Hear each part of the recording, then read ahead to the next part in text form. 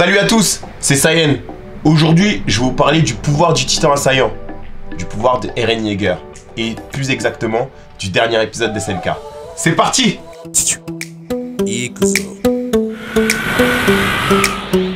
Avant de commencer, il y a quelque chose que tous les titans, ils ont en commun comme pouvoir. C'est-à-dire, lorsque je reçois le titan, je prends les sentiments et les souvenirs de mon prédécesseur. Armin, en recevant le titan colossal, a pris les souvenirs ainsi qu'une partie des sentiments que Bertholdt voulait faire perdurer en lui. C'est-à-dire, je pense, l'amour qu'il a envers Annie.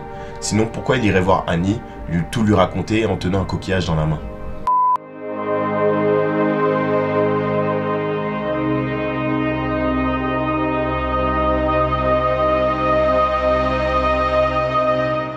Donc, tous les souvenirs et tous les sentiments sont donnés à son successeur. Maintenant, on va s'intéresser au pouvoir du titan assaillant. Il est dit dans le dernier épisode que il permet de voir le futur.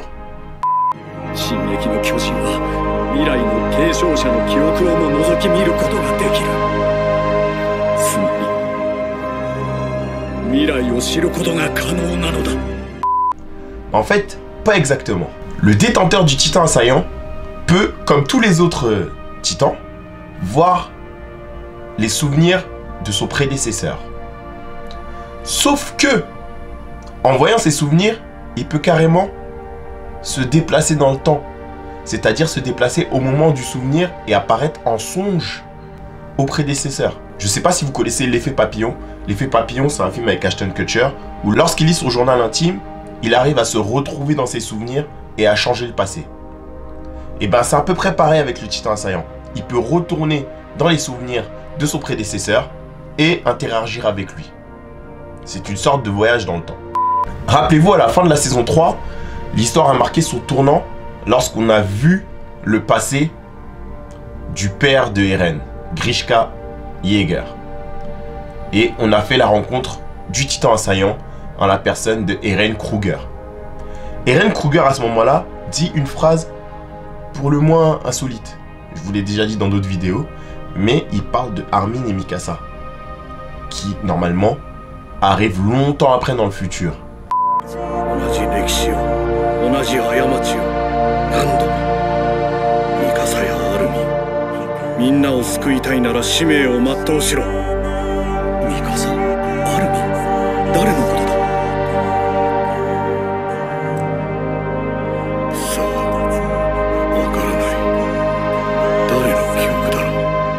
Il connaît l'existence de Armin et Mikasa parce que Eren lui a soufflé. Le plan d'Eren commence à ce moment-là. Eren a remonté le temps jusqu'à Eren Kruger. Il lui a soufflé son idée de vouloir sauver Armin et Mikasa, de vouloir, et non pas sauver le monde. À aucun moment Eren a dit je veux sauver le monde. Armin a dit je veux sauver mes amis. Parce que ses amis, c'est ce qui compte le plus pour lui. Donc il est prêt à sacrifier n'importe qui juste pour sauver Armin et Mikasa. Auquel je rajouterai Connie, Jean, et il n'a pas pu sauver Sacha malheureusement. Mais c'est peut-être pour ça que lorsque Sacha est mort, il n'a eu aucune réaction parce qu'il savait déjà que Sacha n'allait pas s'en sortir. Et oui, s'il peut communiquer avec ses prédécesseurs, peut-être peut-il communiquer avec lui-même, avec le lui du futur. Je ne sais pas, ça c'est une... Je ne sais pas, c'est pas dit dans l'épisode, c'est dit nulle part. C'est une théorie, parce que je le trouve bien impassible à tout ce qui arrive, comme s'il était déjà au courant de tout ce qui allait arriver. Comme s'il avait déjà parlé avec son lui du futur, et il sait déjà tout ce qui va arriver. Donc revenons à ce flashback, qui en fait n'en est pas un. Le flashback n'est pas un flashback, c'est juste un voyage dans le temps, le premier voyage dans le temps de Eren. C'est à ce moment-là qu'il a mis en place son plan, et son plan commence à Eren Kruger. Lorsque Eren Kruger donne le titan à Grisha Yeager, et que Grisha Yeager fait tout ce qu'il a fait, c'est-à-dire mettre au monde Eren, tuer enfin tout ce qu'on a vu dans l'épisode. Revenons à l'épisode. Sig, pour pouvoir ramener Eren à la raison, lui montre le passé de son père, pour lui montrer à quel point son père l'a manipulé. Il lui fait une sorte de flashback et lui dit regarde, rappelle-toi les souvenirs de ton père et c'est passé ça, ça. Sig à ce moment-là a ce pouvoir-là car il partage leur passé à ce moment-là parce qu'ils sont tous les deux dans l'axe. Et donc ils partagent tous les deux les souvenirs de Grisha Yeager. Du coup, Sig lui montre, lui dit regarde comment ton père t'a manipulé. Il lui montre 2-3 souvenirs. Effectivement, Eren reste impassible. Et à partir d'un moment, Grisha voit Sig grâce au pouvoir de l'assaillant. Parce que Eren a bien voulu à ce moment-là de lui montrer Sig. Parce que ça lui servait. Ça lui servait pour pouvoir manipuler toujours son père qui avait à ce moment-là des doutes. Et c'est à ce moment-là que Eren prend le contrôle. Parce que c'était Sig qui avait le contrôle juste avant. Et Eren prend le contrôle en ouvrant la porte et qui lui dit « Souvenir suivant ». Ikuzo.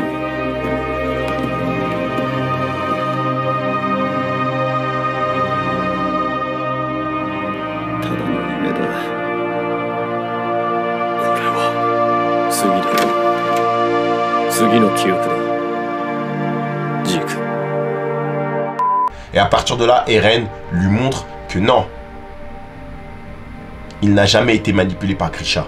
C'est lui qui, depuis le début, manipule Grisha. Depuis le début, c'est lui qui emmène Grisha où il veut pour pouvoir que l'avenir se termine là où Eren l'aura décidé.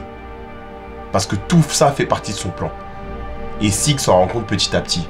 Sig se rend compte que Grisha voulait pas spécialement l'abandonner, que Grisha l'aime au final. Il n'est pas content de ce qu'il a fait. Mais peut-être que c'est Eren qui a poussé Grisha à abandonner Sig pour pouvoir subvenir à son plan.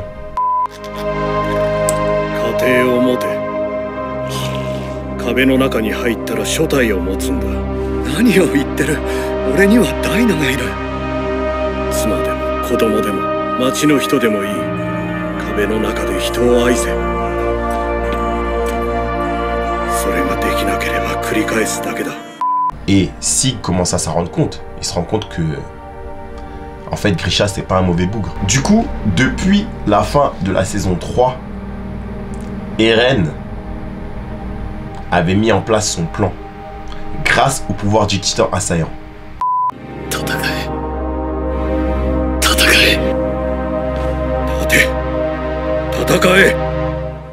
En fait, il y a plein de fois où on croit Eren, il est fou. Il interagit juste avec son passé. Lui-même, je pense, ou ses prédécesseurs. C'est ce qui fait qu'il y a plusieurs moments où on croit qu'il parle tout seul. En fait, pas du tout. Pas du tout. Le mec sait très bien ce qu'il fait. Et le mec sait très bien où il veut emmener l'histoire. Là, l'histoire, c'est Eren qui la contrôle. De A à Z, de bout en bout. Pour résumer, le pouvoir du titan assaillant, c'est de pouvoir communiquer avec ses prédécesseurs. Et non voir le futur. Car les successeurs peuvent montrer ce qu'ils veulent. Eren peut expliquer, peut raconter ce qu'il veut à Grisha. Il peut même lui expliquer des trucs qui n'ont jamais existé et Grisha va le croire car c'est quelqu'un du futur qui va lui raconter. En gros, toi, c'est comme si ton fils venu du futur venait te raconter le futur. Ce qui fait que ça te donne un aperçu sur le futur. Mais tu ne vois pas spécialement ce qui se passe à 100%. Il te montre ce qu'il veut. On le voit lorsque Grisha dit montre-moi, montre-moi, montre-moi, montre-moi, mais Eren ne lui montre pas.